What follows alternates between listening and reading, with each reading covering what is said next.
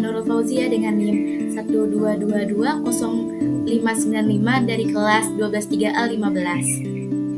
Fakultas Teknik dan Informatika, Program Studi Sistem Informasi. Di sini saya akan menjelaskan presentasi mengenai korupsi di Indonesia dari mata kuliah Karakter Building dengan dosen pengampu Bumike Amelia SPD MPD. Pengertian korupsi, penyelewengan atau penyalahgunaan uang negara, yakni perusahaan, organisasi, yayasan, dan sebagainya, untuk keuntungan pribadi atau orang lain. Istilah ini diambil dari bahasa Belanda, yaitu koruptie. Tindakan yang sangat merugikan negara, korupsi mengakibatkan melambatnya pertumbuhan ekonomi negara, menurunnya investasi, meningkatnya kemiskinan, serta meningkatnya ketimpangan pendapatan. Bahaya yang timbul akibat korupsi bagi kehidupan manusia sangat besar. Bahkan, korupsi disamakan dengan kanker dalam darah yang membuat si pemilik tubuh harus terus melakukan pengobatan untuk tetap hidup. Ini berarti negara Indonesia harus terus melakukan pemberantasan korupsi hingga ke akar-akarnya untuk tetap bertahan hidup.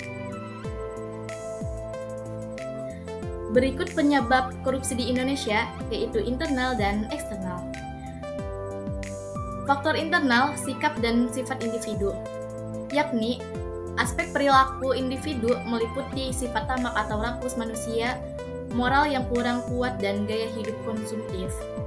Sedangkan yang eksternal yaitu faktor pengaruh yang datang dari lingkungan atau pihak luar. Terdiri dari aspek sikap masyarakat, di mana nilai-nilai di masyarakat kondusif untuk terjadinya korupsi, dan masyarakat kurang menyadari bahwa mereka juga merupakan korban dari korupsi itu sendiri. Korupsi bisa dicegah dan diberantas bila masyarakat ikut aktif dalam agenda pencegahan dan pemberantasan. Lalu, ada aspek ekonomi dan aspek politis. Untuk aspek ekonomi sendiri, dapat membuat seseorang korupsi jika pendapatan seseorang dinilai dirinya sendiri tidak mencukupi kebutuhan. Sedangkan dari aspek politis, yang dapat menyebabkan seseorang bertindak korup akibat adanya kepentingan politis juga demi meraih dan mempertahankan kekuasaan. Kemudian dari aspek organisasi yang menyebabkan seseorang melakukan korupsi antara lain kurang adanya sikap keteladanan kepemimpinan, tidak adanya kultur organisasi, kurang memadainya sistem akuntabilitas, serta kelemahan sistem pengendalian, manajemen, dan pengawasan. Nah, di sini ada contoh gambar korupsi.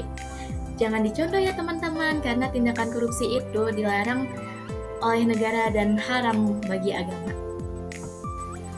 Lalu di sini ada kasus korupsi di Indonesia. Kepolisian daerah Jawa Tengah menyebar foto seorang broker tanah bernama Jeffrey Asmara yang menjadi buron kasus korupsi.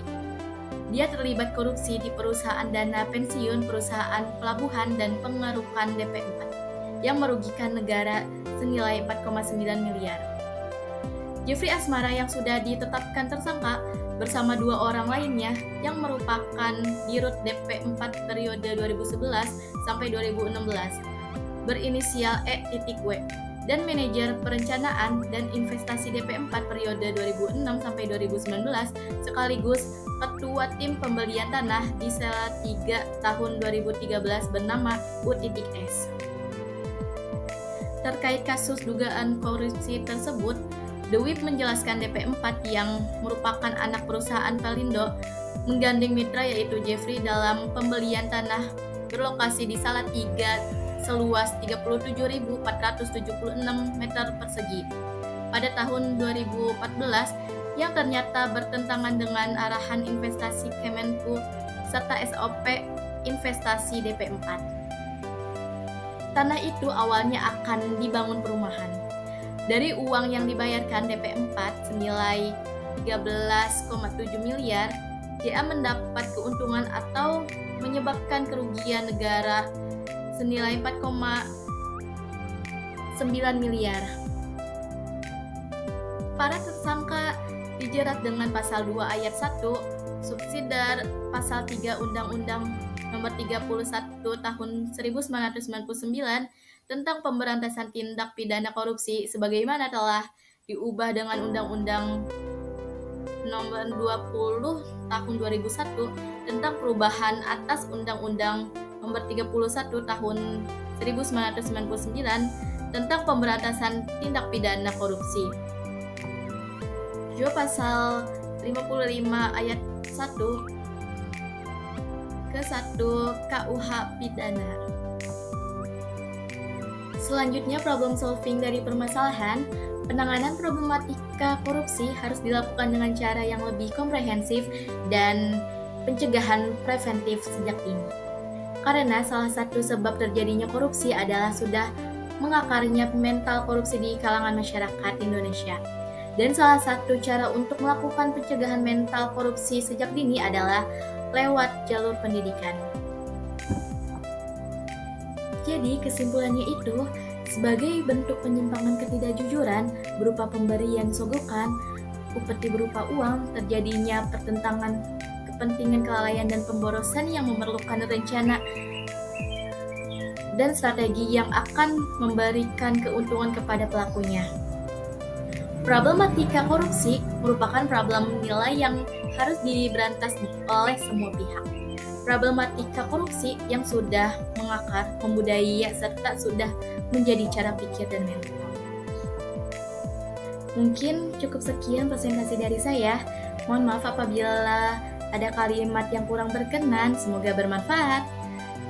Wabillahi taufiq wal hidayah. Wassalamualaikum warahmatullahi wabarakatuh.